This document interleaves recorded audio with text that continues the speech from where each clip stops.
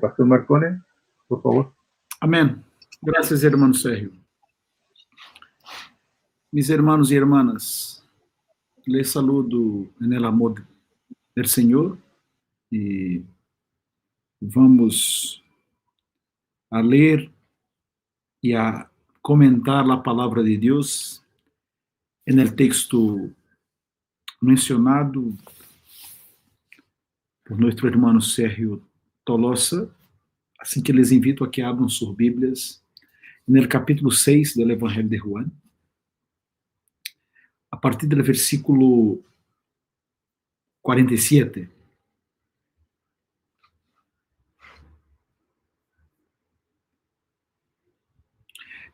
Evangelho de Juan, capítulo 6, versículo 47 en adelante. La palabra de Dios dice lo siguiente: de cierto os digo, el que cree en mí tiene vida eterna. Yo soy el pan de vida. Vuestros padres comieron el maná en el desierto y murieron. Este es el pan que desciende del cielo, para que el que de él come no muera. Yo soy el pan vivo que descendió del cielo. Si alguno comiere de este pan, vivirá para siempre. Y el pan que yo daré es mi carne, la cual yo daré por la vida del mundo. Entonces los judíos contendían entre sí diciendo: ¿Cómo puede este darnos a comer su carne? Jesús les dijo: de cierto os digo, si no coméis la carne del Hijo del Hombre y bebéis su sangre, no tenéis vida en vosotros. El que come mi carne y bebe mi sangre tiene vida eterna, y yo le resucitaré en el día postrero. Porque mi carne es verdadera comida y mi sangre es verdadera bebida. El que come mi carne y bebe mi sangre en mí permanece, y yo en él. Como me envió el Padre viviente, y yo vivo por el Padre, asimismo el que me come, él también vivirá por mí. Este es el pan que descendió del cielo, no como vuestros padres comieron el maná y murieron. El que come de este pan vivirá eternamente. Estas cosas dijo en la sinagoga, enseñando en Capernaum. Al oírlas, muchos de sus discípulos dijeron: dura es esta palabra. ¿Quién la puede oír? Sabiendo Jesús en sí mismo que sus discípulos murmuraban de esto, les dijo: ¿esto os ofende? Pues que si viereis al Hijo del Hombre subir a donde estaba primero, el Espíritu es el que da vida, la carne para nada aprovecha. Las palabras que yo os he hablado son Espíritu y son vida. Pero hay algunos de vosotros que no creen, porque Jesús sabía desde el principio quiénes eran los que no creían y quién le había de entregar. Y dijo: por eso os he dicho que ninguno puede venir a mí si no le fuere dado del Padre. Desde entonces, muchos de sus discípulos volvieron atrás y ya no andaban con él. Dijo entonces Jesús a los 12: ¿queréis acaso iros también vosotros? Le respondió Simón Pedro: Señor, ¿a quién iremos? Tú tienes palabras de vida eterna. Y nosotros hemos creído y conocemos que tú eres el Cristo, el Hijo del Dios viviente. Amén. Vamos a orar, mis hermanos, rogar la bendición del Señor. Oremos. Señor, gracias por este día, gracias por la oportunidad que tenemos de mantener esta reunión. Gracias, oh Dios, por tu palabra, que es palabra de vida eterna, pero también palabra de condenación eterna. Ayúdanos a aceptarla y a obedecerla. Rogamos, Padre, por aquellos que están abatidos, por aquellos que están en duelo, por aquellos que sufren, oh Dios, especialmente en estos días tan complejos que nos ha tocado vivir. Ten misericórdia, Padre, e edifica-nos agora mediante a porção de tu palavra. Que solamente lo tuyo sea recibido e sea preservado en nuestro corazón. Te lo pedimos así, en el nombre de Jesús. Amén.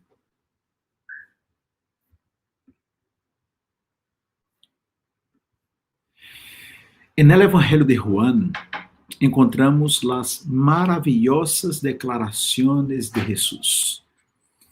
Yo soy la luz del mundo. El que me sigue no andará en tinieblas, sino que tendrá la luz de la vida. Yo soy la puerta, el que por mí entrare será salvo, y entrará y saldrá y hallará pastos. Yo soy el buen pastor, y conozco mis ovejas, y pongo mi vida por las ovejas. Yo soy la resurrección y la vida. El que cree en mí, aunque esté muerto, vivirá. Yo soy el camino y la verdad y la vida. Nadie viene al Padre sino por mí. Yo soy la vid verdadera. El que permanece en mí y yo en él, este lleva mucho fruto.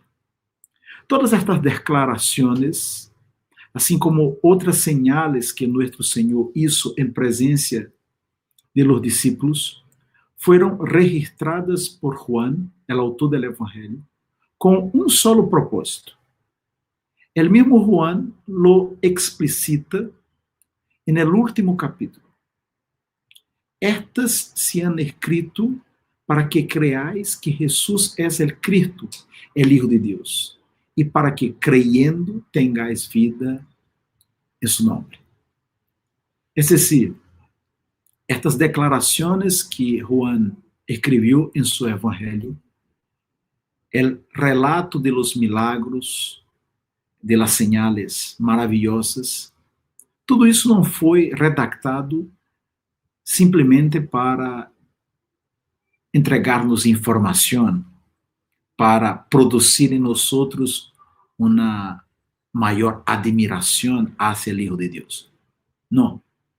A principal intenção de Juan, el evangelista, é demonstrar através de las señales e de las declarações que Jesús es el Cristo, el Hijo de Dios, e para que nós podamos crer en Él e en ese marco tener la vida en su nombre y la vida eterna. Además de reconocerse como luz del mundo, la puerta, el buen pastor, la resurrección y la vida, el camino y la verdad y la vida verdadera, Jesús también declara ser el pan de vida. Es otra declaración que encontramos en el Evangelio. Versículo 48. Yo soy el pan de vida.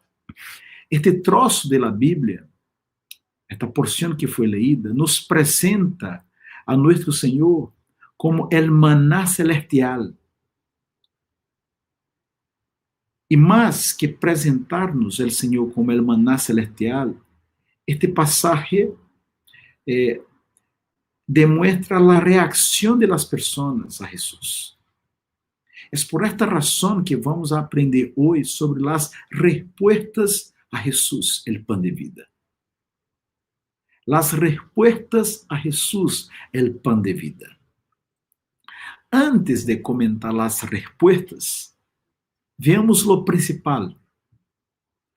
O sea, lo que ocasionó las respuestas, lo que generó las reacciones mencionadas en los últimos versículos de este capítulo. Veamos primeramente a Jesús, el pan de vida. Jesús declara ser el pan de vida para marcar un contraste, una diferencia entre él, el Hijo de Dios, y el maná que los judíos comieron en el desierto durante los 40 años de peregrinaje hacia la tierra de Canaán. Nosotros podemos perceber isso a continuação. Fíjense, versículos 49 e 50. Tras de si, yo soy el pan de vida, en el versículo 48, Jesús afirma, vuestros padres, versículo 49, comieron el maná en el desierto y murieron. Este es el pan, o sea, yo soy el pan que desciende del cielo, para que el que de él come no muera.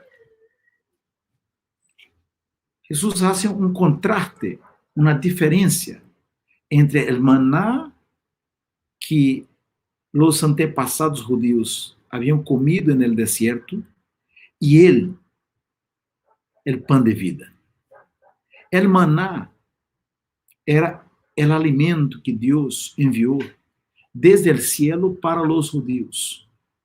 Según la Biblia, el maná tenía un aspecto similar a un manojo de cilantro, pero era de color blanco y su sabor parecido a hojuelas con miel. Era uma espécie de torta de miel. Este alimento especial venía acompañado de algunas instrucciones para los israelitas. Los israelitas debían recoger el maná cada día.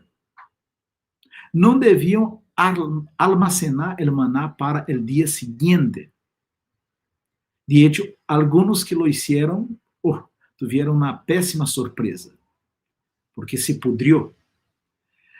Y en el sexto día, los israelitas recogerían una doble porción, pues descansarían en el séptimo día, el día sábado, ya que ese último día no habría, ya que en el último día, en el sábado, no habría maná del cielo. Estas fueron las instrucciones que el Señor había entregado a los israelitas para recoger y alimentarse del maná. Como sabemos, el maná sació el hambre de los judíos en el desierto. Las multitudes que escucharon Jesús decir, yo soy el pan de vida, también esperaban que Jesús les saciara el hambre. Hay un punto de conexión entre la situación de los judíos que recibieron el maná en el desierto y las multitudes que se acercaron a Jesús. Estas personas, la gente buscó a Jesús interesada en el pan, en la comida, en el alimento que Jesús podría regalar a esta gente. El evangelista Juan nos informa, al inicio de este capítulo, que Jesús había realizado el milagro de la multiplicación de los 5 panes y 2 pececitos.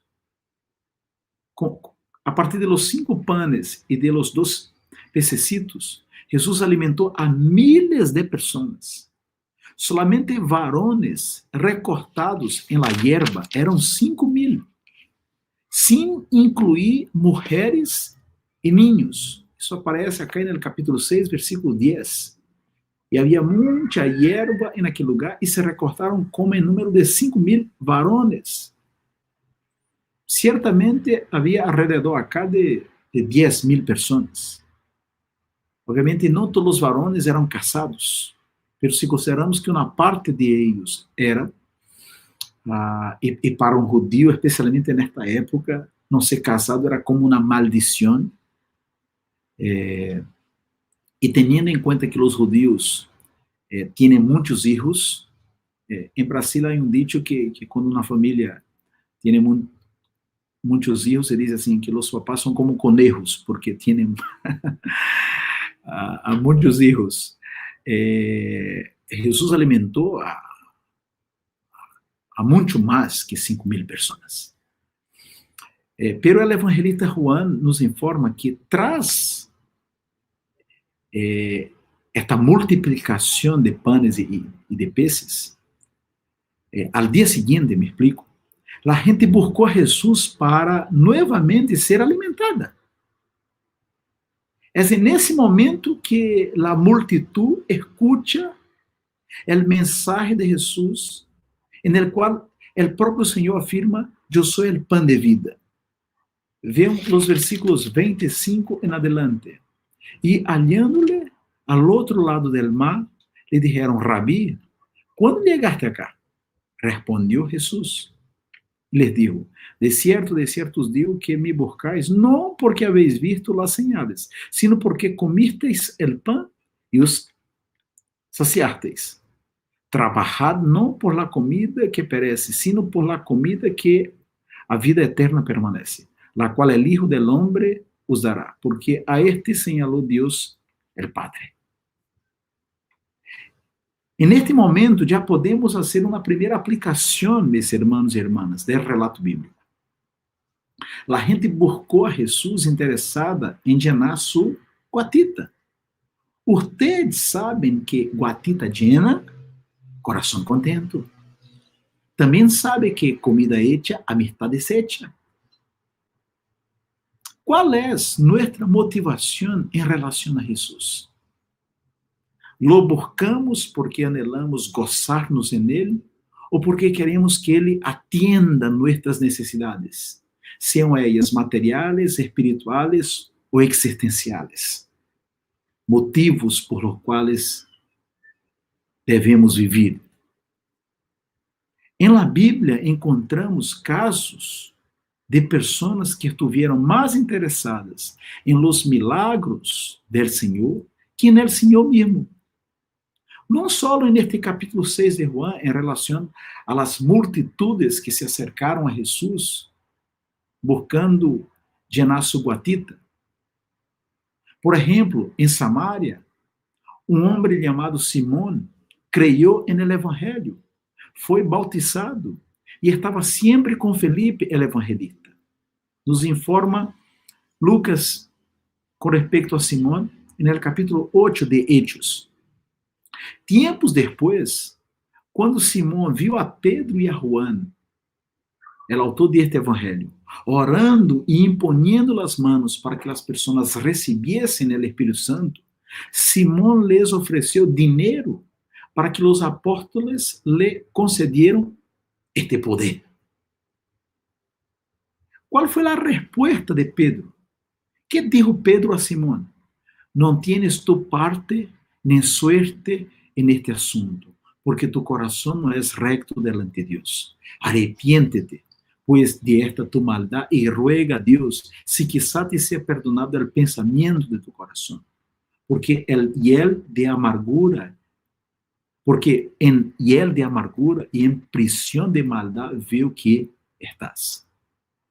Fue la respuesta de Pedro a la intenção de Simón de obter poder espiritual, que já era um religioso. Su nome, por assim decirlo, já aparecia em la nómina de miembros de la igreja de la época, já havia sido bautizado. Hermanos, hermanas, corresponde perguntar-nos: por que participamos do culto? Qual é tu motivação en este exacto momento en participar de esta reunión en línea? ¿Lo hacemos para agradar a Dios o para satisfacer, por ejemplo, el deseo de mis papás o de mis abuelos? Que si dependiera de mí, no estaría acá conectado en la pantalla a esa hora. O simplemente porque es una costumbre religiosa. Está em conexão, está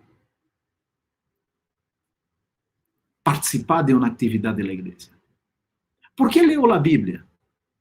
Leu a Bíblia para escutar a voz de Deus, para ser edificado, para deleitar-me em Ele, ou para cumprir o plano de leitura bíblica? Por que ayuno? ¿Por qué entrego el diezmo? ¿Por qué quiero hacerme miembro de la iglesia? ¿Cuál es mi motivación al participar de una reunión preteral o de una reunión del departamento de mujeres? La verdad, hermanos y hermanas, es que necesitamos constantemente evaluar nuestras motivaciones y corregir nuestros caminos, porque nuestra naturaleza humana siempre tiende al farisaísmo, a la formalidad, a aparentar lo que no somos. Es una tendencia nuestra. É muito fácil dizer assim, estas pessoas acá buscavam a Jesus, criticá-las, pero nós outros somos como eles, porque somos humanos. Que Deus nos ajude, que evitemos ser sepulcros blanqueados. Deus quer adoradores que o adorem em espírito e em verdade, e não meros religiosos. Volviendo al tema de fundo, al maná y a Jesús, el pan de vida. El maná sació al cuerpo, pero solo Jesús sacia las necesidades más profundas del ser humano. El maná existió durante 40 años. Jesús es eterno. El maná foi para los israelitas. Jesús es para todas las personas, para el mundo entero, para la gente de todas las patrias, incluso para los despatriados. Los que necesitaron del maná tenían que recibirlo todos los días. Los que reciben a Jesús lo hacen una única vez y eso es suficiente. Los que recibieron el maná murieron. Los que reciben a Jesús viven para siempre. Viven eternamente. Jesús es el pan de vida, superior al maná del desierto y a todos los medios que Dios ya usó a favor de su pueblo. Jesús hoy todavía nos dice, versículo 51, yo soy el pan vivo que descendió del cielo. Si alguno comiere de este pan, vivirá para siempre. Y el pan que yo daré es mi carne, la cual yo daré por la vida del mundo. Pero pastor, e como se come este pão?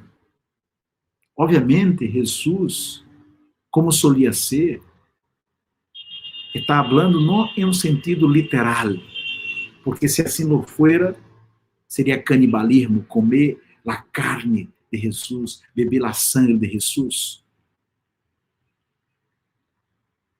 Jesus lo está planteando de um modo espiritual.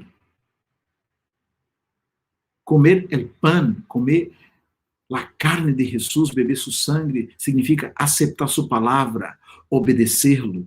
El versículo 63 dice que las palabras de Cristo son espíritu y son vida. Las palabras, segunda parte del versículo 63, las palabras que yo os he hablado son espíritu y son vida. Comer a carne e beber a sangue de Jesus significa permanecer em ele. Versículo 56. El que come mi carne e bebe mi sangue, em mim permanece e eu em ele.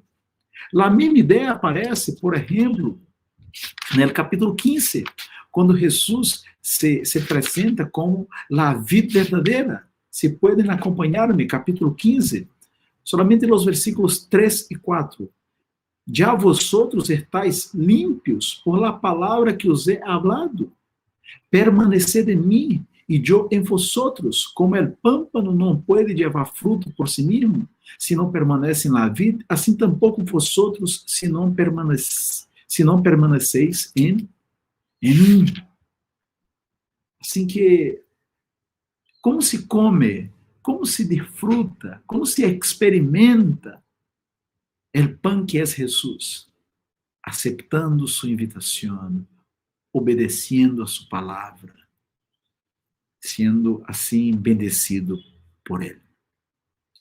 Frente a la oferta que Jesús hace, ¿cierto? A la gente como el pan de vida, Jesús se presenta a todos que quieran recibirlo. Frente à oferta de Jesús, que se presenta a todos que quieran recibirlo, ¿cuál es tu respuesta? El texto nos informa cómo respondieron los contemporáneos de Cristo. La primera reacción, la primera respuesta no fue positiva. Foi uma resposta negativa. La vemos a partir do versículo 59 del mesmo capítulo 6, ¿cierto?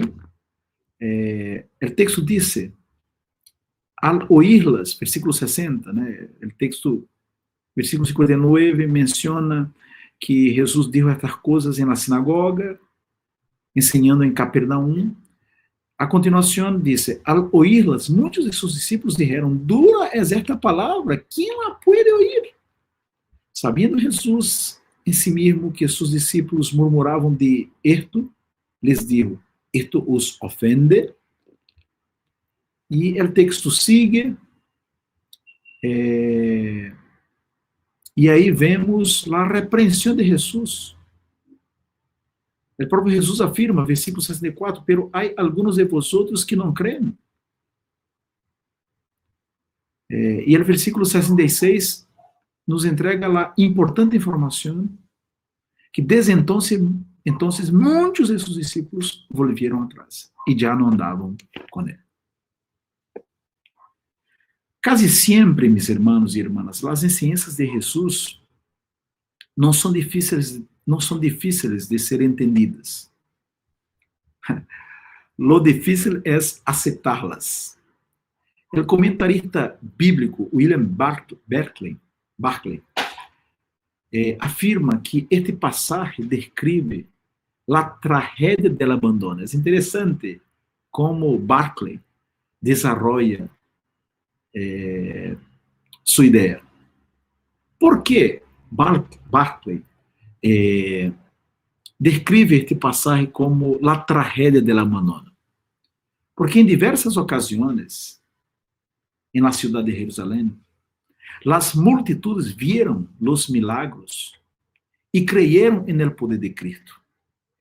Por exemplo, vemos o que diz o capítulo 2, versículo 23. Estando em Jerusalém, 2:23.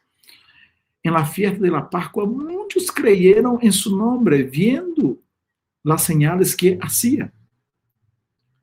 Tanto é assim que en el capítulo 4, los 3 primeiros versículos, lemos que Jesus hacía mais discípulos que Juan el Bautista, e que as pessoas que decidiam segui-lo eram bautizadas por seus discípulos. O texto nos diz, capítulo 4, versículo 1, quando, pois, o Senhor entendeu que os fariseus haviam ouído de si, Jesus hace e bautiza mais discípulos que Juan, aunque Jesus não bautizara assim os seus discípulos, saiu de Judeia e se foi outra vez a Galileia. É decir, Jesus lograva reunir a mais gente, a ter mais seguidores que o próprio Juan el Bautista. Em Samaria, o texto nos informa, no mesmo capítulo 4, que muitos creyeron em Jesus. Capítulo 4, versículo 39. E muitos de los samaritanos de aquela cidade creyeron en ele por la palavra de la mujer, que dava testemunho dizendo, me dijo tudo lo que he hecho. Em Galileia, o texto nos informa, versículo 45, do mesmo capítulo 4, que lo recebieron bien em Galileia. Quando vino a Galileia, 4:45, os galileus le recebieron, havendo visto todas as coisas que havia hecho em Jerusalém, em la fiesta, porque também eles haviam ido a la fiesta. E no capítulo 6, o autor nos entrega outra informação com respeito a los galileus, capítulo 6, versículo 2. E lhe seguia grande multitud, porque veíam as señales que hacía en los enfermos. Pero o que passou aqui em Capernaum, no capítulo 6? Passou algo distinto. Podemos classificar esta resposta negativa em 4 níveis, ou em 4 etapas. Primeiramente, frustração. Versículo 60. Al oírlas, volví al capítulo 6.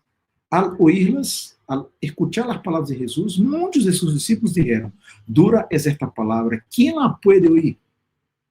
¿Por qué frustración? Porque las personas querían y siguen hoy queriendo saciar su hambre, pero no les gusta escuchar que están espiritualmente muertas, que están perdidas. La verdad de Dios hiere al ser humano, porque el ser humano prefiere engañar a sí mismo. E o tema não era só de natureza material, saciar el hambre.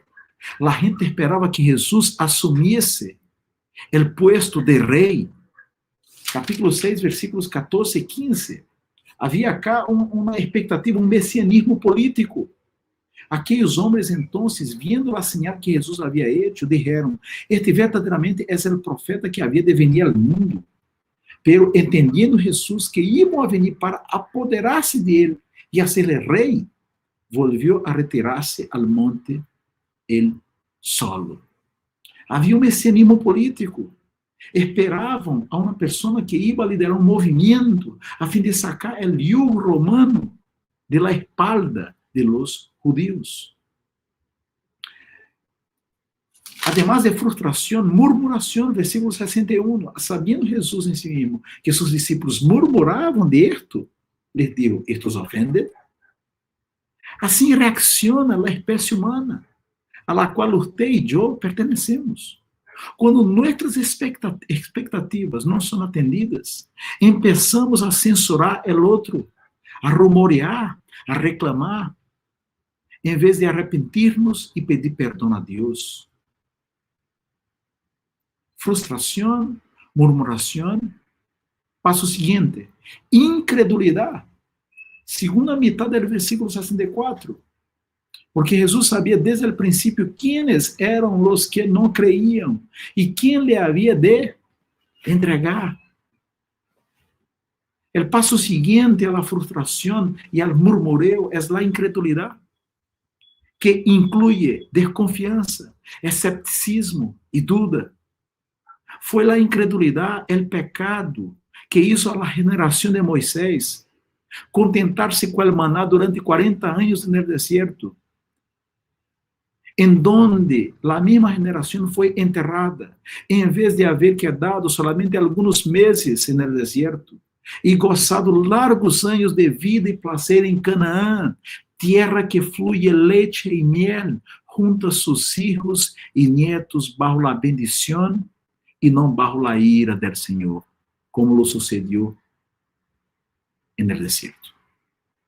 Finalmente, frustração, murmuração, incredulidade, abandono. Versículo 66. Desde entonces, muitos de seus discípulos volvieron atrás e não andavam com ele. Por isso, William Barclay descreve este passagem como a tragédia do abandono.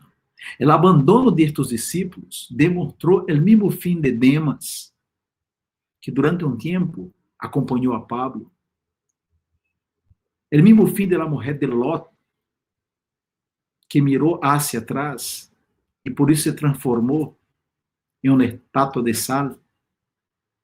O mesmo fim de Judas Iscariote, que escutou este sermão.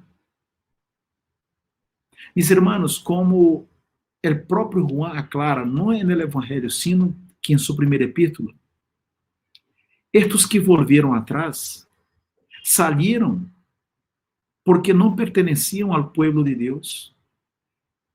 Porque se hubieran sido de nosotros, usando o fraseo de Juan em sua primeira epístola, porque se hubiesen sido de nosotros, habrían permanecido con nosotros, pero salieron para que se manifestase que não todos são de nosotros. Es decir, não todos são verdadeiramente creyentes. En la vida de la iglesia, muitos han escuchado el Evangelio, muitos se han acercado a Cristo, pero não lo recebem verdadeiramente. Não é suficiente ser casado com alguém que é creyente. Não é suficiente haver sido educado desde a niñez en el Evangelio. Não é suficiente ter seu nome como membro da igreja. No es suficiente tener su nombre en la nómina de los que van a poder participar de la asamblea congregacional. No es suficiente cantar en el coro. No es suficiente estar conectado a la pantalla. No es suficiente considerarse cristiano. Lo que sí es suficiente es recibir la palabra de Jesús, aceptarla en fe, iniciar una nueva vida. Cuidado, que la hipocrisia ou que o autoengano não seja tu caso. O Senhor te advierte hoje e diz: esta noite viene a pedir-te tu alma. Jesus te invita hoje a que lo acepte, a que lo reconozca como o pan de vida. Graças a Deus, o texto nos apresenta uma segunda reação, uma segunda resposta, que é a resposta positiva. Versículo 67. Dijo entonces Jesús a los 12, ¿queréis acaso iros también vosotros? Le respondió Simón Pedro. No el Simón que intentó comprar el poder de Juan y de Pedro en Hechos 8, sino que Simón, el apóstol, Señor, ¿a quién iremos? Tú tienes palabras de vida eterna. E nós hemos creído e conhecemos que tu eres el Cristo, el Hijo del Dios viviente. Tu tienes palavras de vida eterna. Me gusta o relato de Pedro, não somente por ser uma espécie de final feliz, de final bonito, sino que porque também Pedro responde em nome de todos, aunque aí estuviera Judas. Pero Pedro não era onisciente como Jesus, não sabia qual era a intenção de o que estava no coração de Judas. Pedro, assim como nós outros, se estuviéramos acá metidos no grupo de los 12, pensou que Judas, por el tempo que levava formando parte deste grupo e acompanhando a Jesus, que Judas era creyente. Pedro responde em nome de todos. A resposta de Pedro tem relação com o que Jesus havia dito em seu sermão. É muito interessante depois aí comparar a resposta de Pedro. Tu tienes palavras de vida eterna com o contenido do sermão de Jesus. E especialmente guarda, tem relação com o que aparece no versículo 63. Porque Jesus havia dito, el Espírito é el que dá vida, la carne para nada aproveita. Las palavras que eu os he hablado são Espírito e são vida. E Pedro reconhece, tu tienes palavras de vida eterna. É que só as palavras de Deus estão llenas del Espírito que dá vida. Solamente as palavras de Jesus podem generar vida. E a vida eterna, mis hermanos e hermanas, a diferença de lo que alguns puedan pensar, a vida eterna não empieza depois de la muerte. Não empieza depois ou a partir da segunda venida de Jesus. A vida eterna empieza no dia que uno se entrega a Cristo. A vida eterna empieza aqui, hoje, agora. Empieza no dia do encontro com Cristo, no dia do novo nascimento. É novidade de vida que repercute eternamente. Esta é a resposta positiva, é a exitosa reação à oferta que Jesus faz, certo? Como pan de vida. Mis hermanos e irmãs, aqueles que han respondido positivamente e han reconhecido que solamente Jesus possui palavras de vida eterna, me alegro. Me alegro porque a graça de Deus ha estado operando em vocês. que sigam crescendo e evaluando-se constantemente, a fim de que podamos ser encontrados aprovados na presença de Deus. Pero também, eu estou seguro, há pessoas que nos escutam, que nos acompanham agora, seja por Jitsi, seja por YouTube, que todavia não han tenido uma experiência de conversão, todavia não han recebido a Jesus como seu único e suficiente Salvador. Quero invitar-te a que haga esta decisão, que dê este passo agora, a fim de que puedas não somente conhecer a Jesus, sino que também a desfrutar da beleza de Cristo, a empezar a gozar-se na vida eterna hoje, a receber o Espírito Santo, a ser integrado a uma família que é uma família internacional, porque há filhos e hijas de Deus esparcidos no mundo, a receber um novo marco para tu vida. Jesus é o pão de vida. Solamente Jesus tem palavras de vida eterna. Solamente Jesus pode resolver tu problema. Solamente Jesus tem a esperança que tu anhelas. Não é tu equipe de futebol, não é tu emprego, não é tu trabalho, não é tu plata, não é tu cônjuge, não é tu família, não são tus amigos. Não é a igreja como instituição.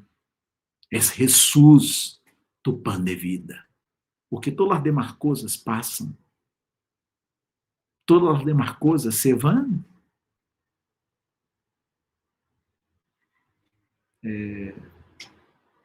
Nos últimos meses, anos, hemos perdido a irmãos em la fé, que han sido chamados à presença do Senhor. Outros que estavam com nós outros aqui em Santiago, o Senhor os levou para outros sítios, para outros lugares. Todavia tenho a meus padres, pero um dia, como alguns de vocês, não vou atender a meu papai e a minha mamãe. Um dia me vou, Carla estará na condição de viúva, ou ao revés. Los hijos amamos, los queremos muitos, pero não pertencem a nós outros. Solamente Jesus tem palavras de vida eterna. Solamente Jesus é tu tesouro. Que Deus nos ajude, meus irmãos, a responder de maneira positiva a Jesus, o pão de vida. Para terminar, há muitas pessoas que morrem estando espiritualmente hambrientas. Jesus pode saciar não só o hambre, sino que também a sede espiritual. A la mujer samaritana, Jesus disse: "El que bebiere del agua que eu lhe daré, não tendrá sede jamás." Jesus pode saciar nuestro hambre e nuestra sede. Que Ele nos ajude a gozar-nos solamente en Él, hoy e sempre. Amém.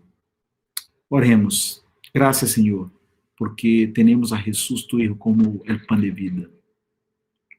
Ajuda-nos a tê-lo como nosso suficiente Salvador e a depender de Ele a lo largo da caminhada, a lo largo deste peregrinaje. Te lo agradecemos em nome de Jesus. Amém.